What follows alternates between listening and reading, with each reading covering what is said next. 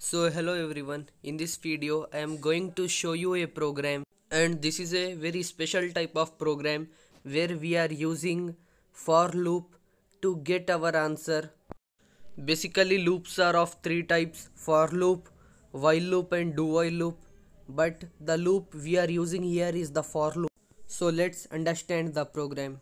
First of all, in the starting we have declared a variable s which equals to 0, and another variable n is equals to int input. We are asking input from the user, converting it into int type, and storing it in n variable. Then we have declared another variable here which is r. R is equals to range 1 comma n plus 1 comma 1. Here it means that r is equals to range. Basically range is a type of array in Python. So basically range is nothing more than a special type of array used in Python programming, and in this range inside the bracket we have used 1 comma n plus 1 comma 1, which means start from 1, take maximum number n plus 1 and iterate every time one value. Every time whatever the input user gives, make the maximum number input plus 1. Then we are using the for loop. I in r is equals to s is equals to s plus I. So here r is equals to range, but we want every value from the range separately. So we are saying Python program that I in r, which basically means that I is inside r. Then we have given a iteration that s is equals to s plus I, which means every time when you get s, make it s plus I.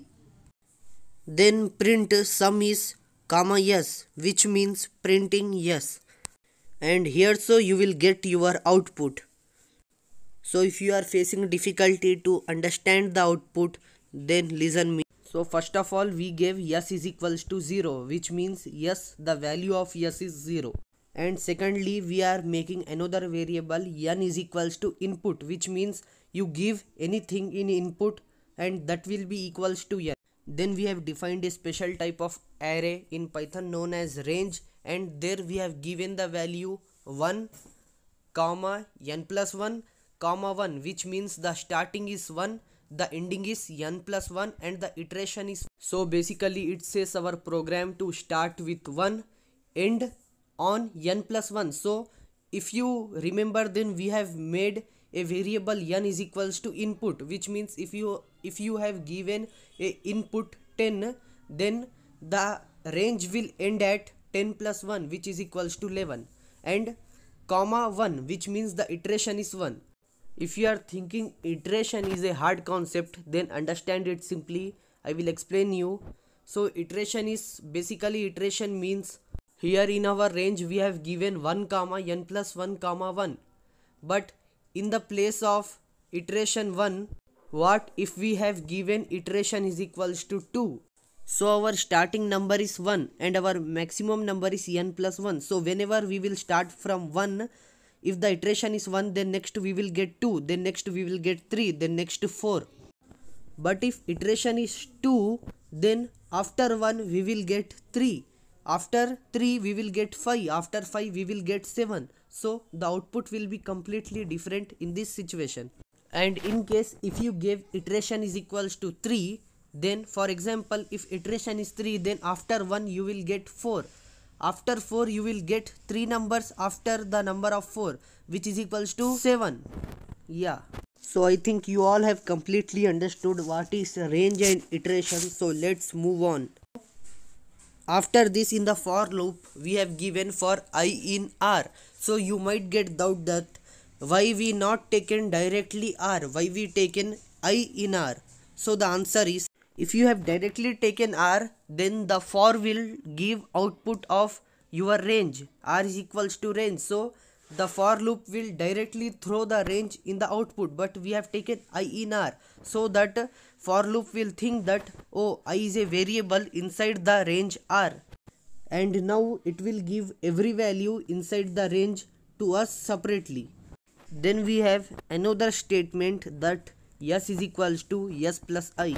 So if you remember, in starting we have declared yes variable is equals to 0, but here in the loop we are changing it that yes is equals to yes plus I, that every time when you get the value of I, plus it with yes and give yes is equals to yes plus I. So in simple way it is, you are starting I with 1 and ending it on n plus 1, and the starting value of our yes is 0. So what Python does, it will plus 0 with 1 cause the starting I is 1. So now our yes is not 0, our yes is 1.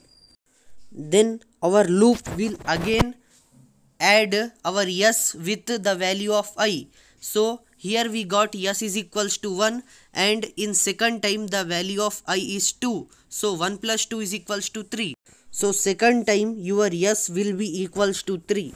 And what happens in the third time? Now your yes is equals to 3 and your I value is also 3. So the Python will do addition of yes plus I, which is equals to 3 plus 3 is equals to 6. So this process goes on until the maximum value is met, and here's the output that you will get: 1, 3, 6, 10, 15. So I hope that you all have understood this program.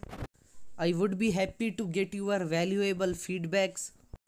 Do subscribe the channel, and if you have any doubts then ask the doubts in comment section. I will try to answer it, or if the doubts are interesting then I will make a complete new video on your doubts.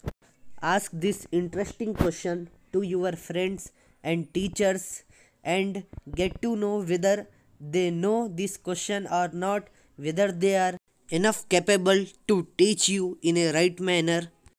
Do share this video and this channel with your close friends and close family members, which shows that you care a lot about them and their career in this field. And thank you for watching. Do subscribe to get again more interesting content in future, like cyber security, ethical hacking, Python programming, C programming, cloud computing, machine learning, artificial intelligence and much more, only on this